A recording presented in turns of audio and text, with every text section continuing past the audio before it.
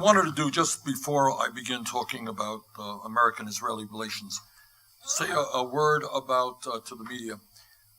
We received information this morning that we won the Democrats abroad primary with, I believe, 69% of the vote. That's a pretty good vote. What that means is that we pick up over Secretary Clinton 5 more delegates, which I would mention to the media is about the same number of delegates that she gained over us in Illinois and Missouri. So sometimes I think we exaggerate. What we're fighting for is delegates, not states. And Democrats abroad gave us over her the same votes as she won over us in 2 tight races in Illinois and in Missouri. All right, what I wanted to do today is put this thing down here. I was invited along with other presidential candidates to be at the AIPAC conference in Washington, but obviously I could not make it because we are here. But I did want to, the issues that AIPAC is dealing with are very important issues, and I wanted to kind of give the same speech here as I would have given if we were at that conference. Let me begin by saying that I think I am probably the only candidate for president who has personal ties with Israel. I spent a number of months there when I was a young man on a kibbutz, so I know a little bit about Israel.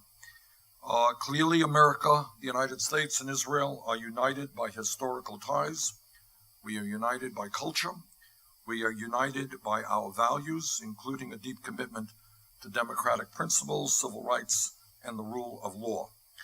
Israel is one of America's closest allies, and we as a nation are committed not just to guaranteeing Israel's survival, but also to make sure that its people have the right to live in peace and security.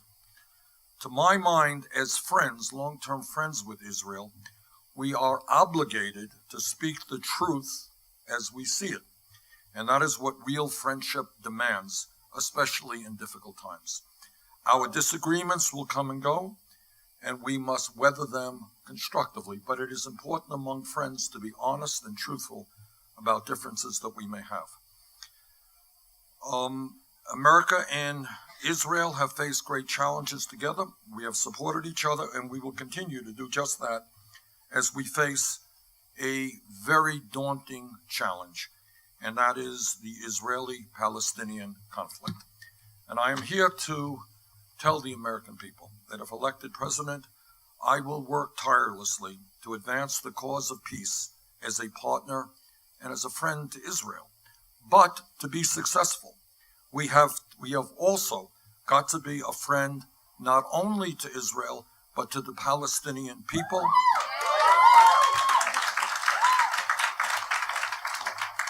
Where in Gaza, unemployment today is 44%, and we have there a poverty rate which is almost as high. So when we talk about Israel and Palestinian areas, it is important to understand that today there is a whole lot of suffering among Palestinians, and that cannot be ignored. You can't have good policy that results in peace if you ignore one side. The road towards peace will be difficult. Wonderful people, well-intentioned people have tried decade after decade to achieve that, and it will not be easy. And I cannot tell you exactly how it will look. I do not believe that anyone can, but I firmly believe that the only prospect for peace is the successful negotiation of a 2-state solution.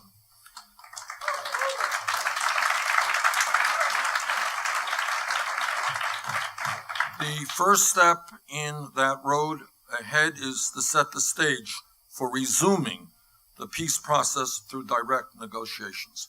Progress is never made unless people are prepared to sit down and talk to each other. This is no small thing.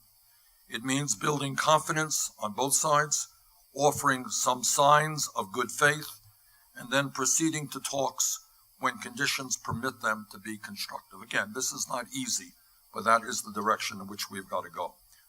This will require compromises on both sides, but I believe it can be done.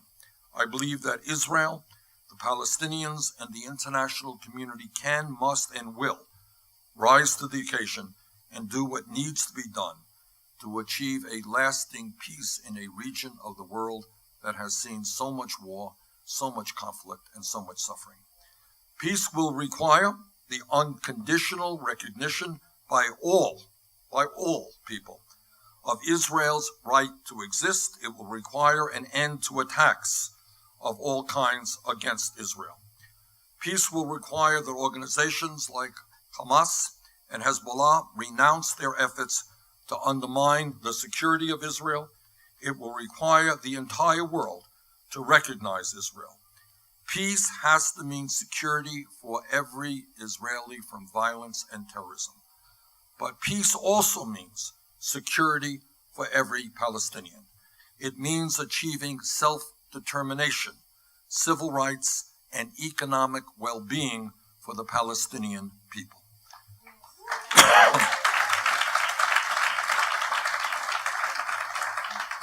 Peace will mean ending what amounts to the occupation of Palestinian territory, establishing mutually agreed upon borders, and pulling back settlements in the West Bank, just as Israel did in Gaza, once considered an unthinkable move on Israel's part.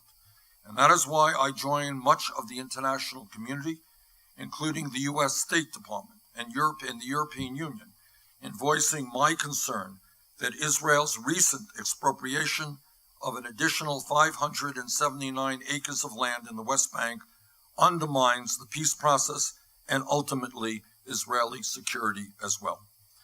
It is absurd for elements within the Netanyahu government to suggest that building more settlements in the West Bank is the appropriate response to the most recent violence. It is also not acceptable that the Netanyahu government decided to withhold hundreds of millions of shekels in tax revenue from the Palestinians, which it is supposed to collect on their behalf. But by the same token, it is also unacceptable for President Abbas to call for the abrogation of the Oslo Agreement when the goal should be the ending of violence.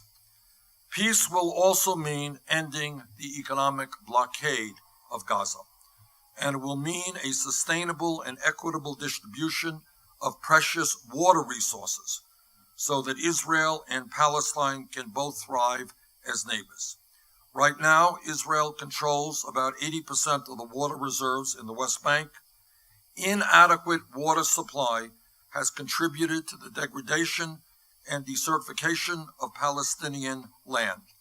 A lasting peace will have to recognize Palestinians are entitled to control their own lives, and there is nothing human life needs more than water.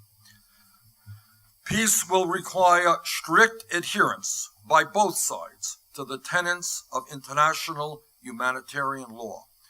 This includes Israeli ending disproportionate responses to being attacked, even though any attack on Israel is unacceptable. We recently saw a dramatic example of just how important this concept is. In 2014, the decades-old conflict escalated once more as Israel launched a major military campaign against Hamas in the Gaza Strip.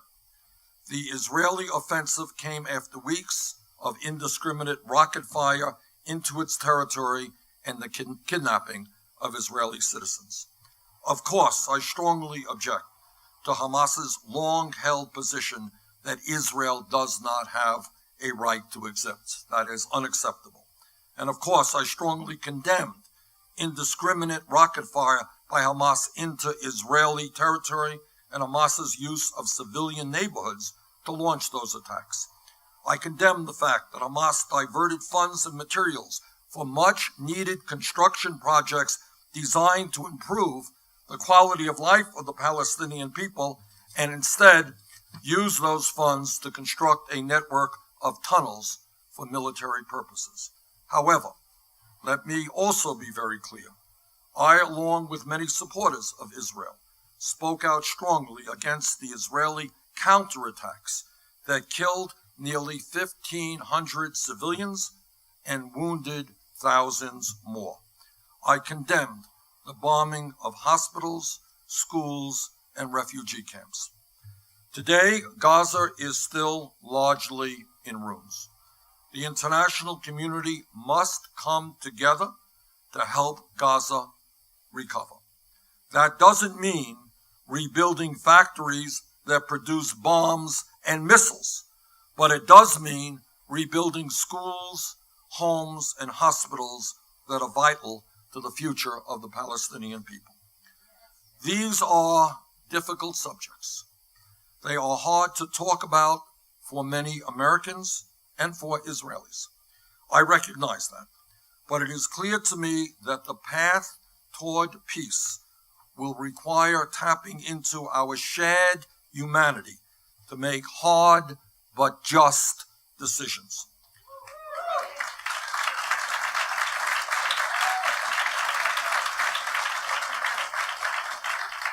Nobody can tell when peace will be achieved between Israel and the Palestinians.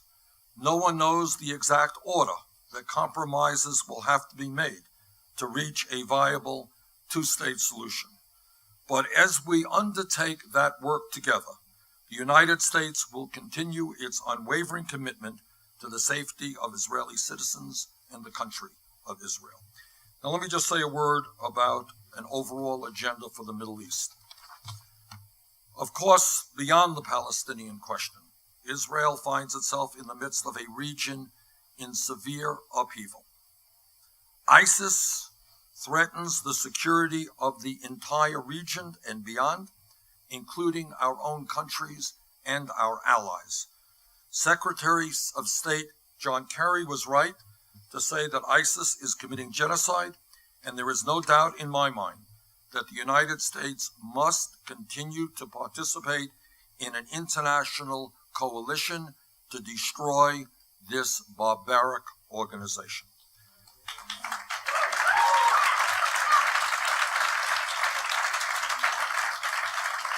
While obviously much needs to be done, so far our effort has made some important progress, as airstrikes have degraded ISIS's military capacity, and the group has lost more than 20% of its territory in the past year. So we are making some progress. But we are entering a difficult period in the campaign against this barbaric organization. The government in Baghdad has yet to achieve a sustainable political order that unites Iraq's various ethnic and sectarian factions, which has limited its ability to sustain military victories against ISIS. Unless there is a united government, it's going to be hard to be effective in destroying ISIS. More inclusive, stable governance in Iraq will be vital to inflict a lasting defeat on ISIS. Otherwise, ISIS could regain its influence, or another similar organization may spring up in its place. In Syria, the challenges are even more difficult and more complicated. The fractured nature of the civil war there has often diluted the fight against ISIS, exemplified by the Russian airstrikes that prioritized hitting anti-Assad fighters rather than ISIS. And just like in Iraq, ISIS cannot be defeated until the groups that take territory from ISIS can responsibly govern the areas they take back. Ultimately, this will require a political framework for all of Syria.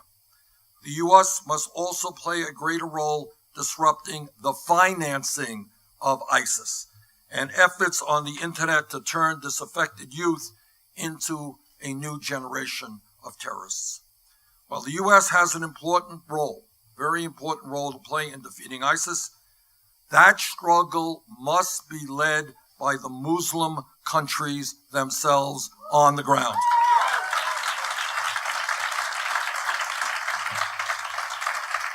I agree with King Abdullah of Jordan, who a number of months ago made it clear that what is going on there right now is nothing less than a battle for the soul of Islam, and the only people who will effectively destroy ISIS there will be Muslim troops on the ground.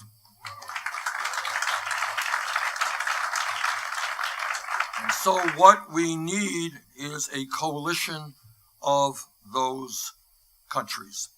Now, I am not suggesting that Saudi Arabia or any other state in the region invade other countries, nor unilaterally intervene in conflicts driven in part by sectarian tensions. What I am saying is that the major powers in that region, especially the Gulf states, have to take greater responsibility for the future of the Middle East and the defeat of ISIS. What I am saying is that countries like Qatar, which intends to spend up to $200 billion to host the 2022 World Cup, Qatar, which per capita is the wealthiest country in the world, Qatar can do much more to contribute to the fight against ISIS. If they are prepared to spend $200 billion for a soccer tournament, then they have got to spend a lot more in the fight against a barbaric organization. Now, what I am also saying is that other countries in the region, like Saudi Arabia has the fourth largest defense budget in the world. People don't know that. Fourth largest defense budget in the world. And Saudi Arabia has got to dedicate itself more fully to the destruction of ISIS instead of other military adventures like the one it is pursuing right now in Yemen. And keep in mind that while ISIS is obviously a very dangerous and formidable enemy, ISIS has only about 30,000 fighters on the ground. So when we ask the nations in the region to stand up, nations in the region which have millions of men and women under arms, we know it is surely within their capability to destroy ISIS. Now, the United States has every right in the world to insist on these points. Remember, I want everybody to remember that not so many years ago, it was the United States and our troops that reinstalled the royal family in Kuwait after Saddam Hussein's invasion in 1990. We put these people back on the throne. Now they have the obligation to work with us and other countries to destroy ISIS.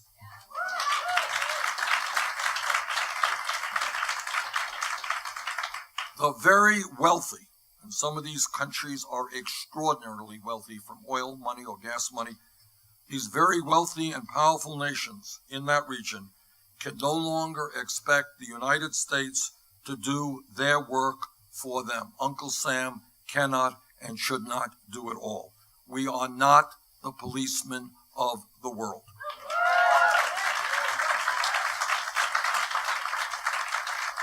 As we continue a strongly coordinated effort against ISIS, the United States and other Western nations should be supportive of efforts to fight ISIS and Al-Qaeda. But it is the countries in the region that have to stand up to these violently extremist and brutal organizations. Now, I realize that given the geopolitics of the region, this is not going to be easy. I realize that there are very strong and historical disagreements between different countries in the region about how ISIS should be dealt with.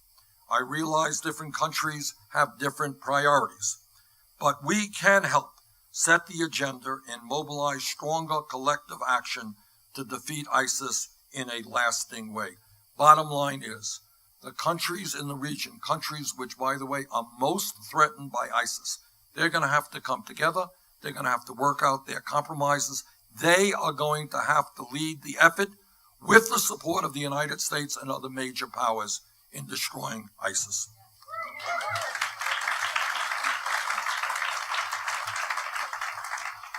Another major challenge in the region, of course, is the Syrian civil war, one of the worst humanitarian disasters in modern history. After 5 years of brutal conflict, the only solution in Syria will be, in my view, a negotiated political settlement. Those who advocate for stronger military involvement by the U.S. to oust Assad from power have not paid close enough attention to history. That would simply prolong the war and increase the chaos in Syria, not end it. In other words, we all recognize that Assad is a brutal, brutal dictator. But I think our priorities right now have got to be destroy ISIS, work out a political settlement with Russia and Iran to get Assad out of power.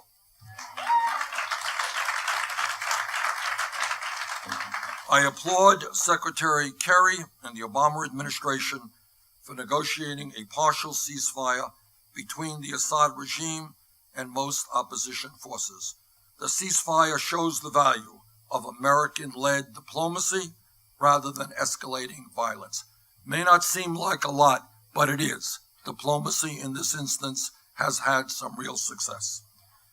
Let me also say what I think most Americans now understand, that for a great military power like the United States, it is easy to remove a brutal dictator from power. But it is much more difficult to comprehend what happens the day after that tyrant is removed from power and a political vacuum occurs. All of us know what has occurred in Iraq. We got rid of Saddam Hussein, a brutal, brutal murderer and a tyrant. And yet we created massive instability in that region, which led to the creation of ISIS. I am very proud to have been one of the members in Congress to vote against that disastrous war.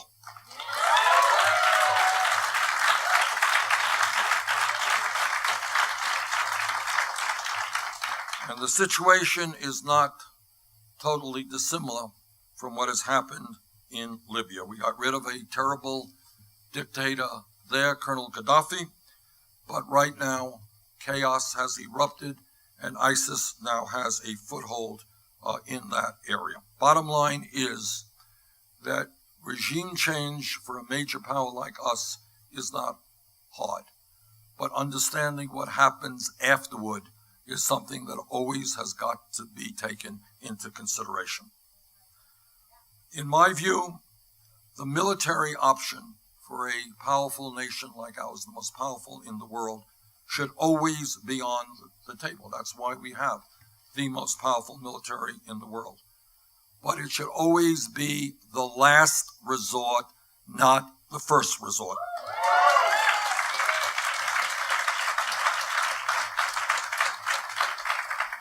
Another major challenge in the region is Iran, which routinely destabilizes the Middle East and threatens the security of Israel. Now, I think all of us agree that Iran must not be able to acquire a nuclear weapon. That would just destabilize that entire region and create disastrous consequences. Where we may disagree is how to achieve that goal. I personally strongly supported the nuclear agreement with the United States, France, China, Germany, Russia, the United Kingdom, and Iran, because I believed it is the best hope to prevent Iran from developing a nuclear weapon. And I want to thank the Obama administration for doing a very good job under very, very difficult circumstances.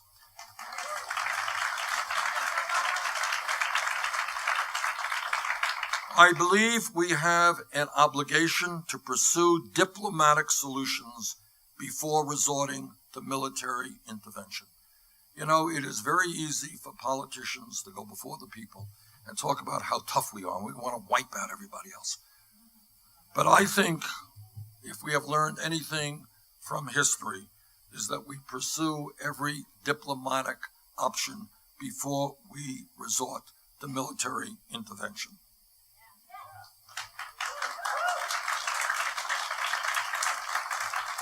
And interestingly enough, more often than not, diplomacy can achieve goals that military intervention cannot achieve.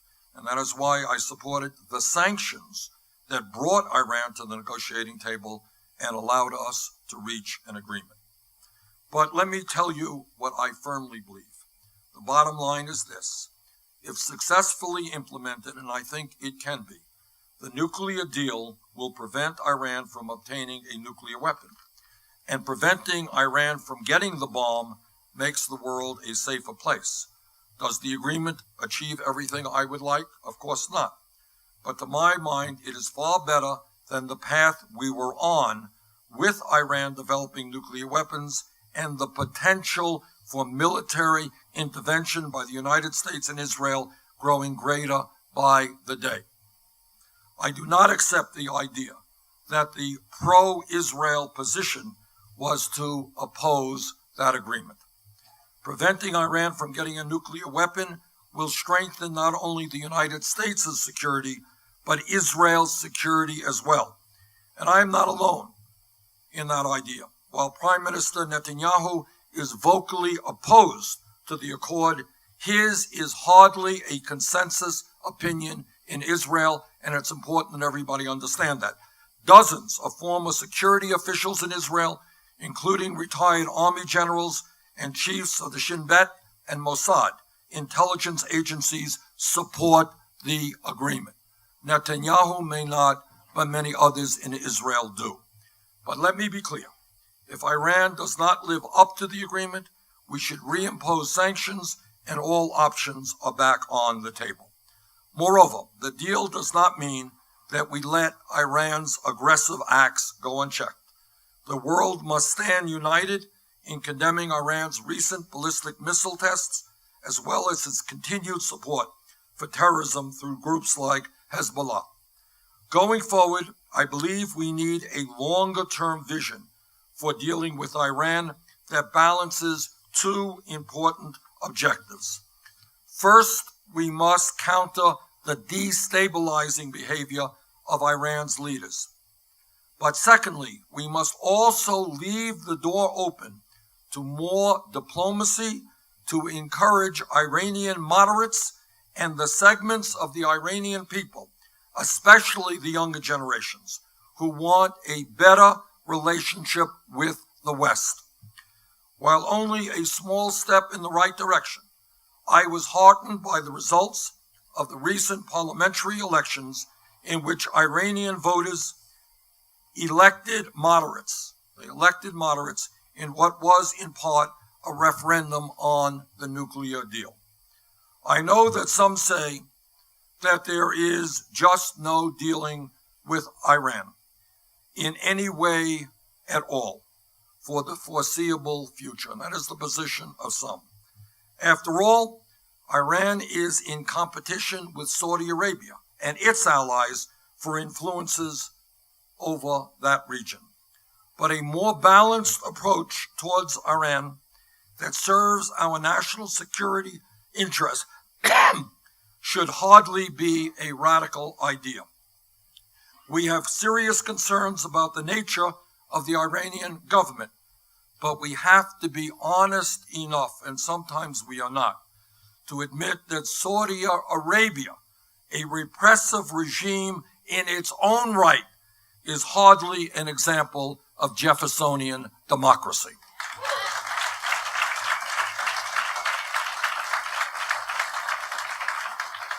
Balancing firmness with willingness to engage with diplomacy in dealing with Iran will not be easy, but it is the wisest course of action to help improve the long-term prospects of stability and peace in the Middle East and to keep us safe.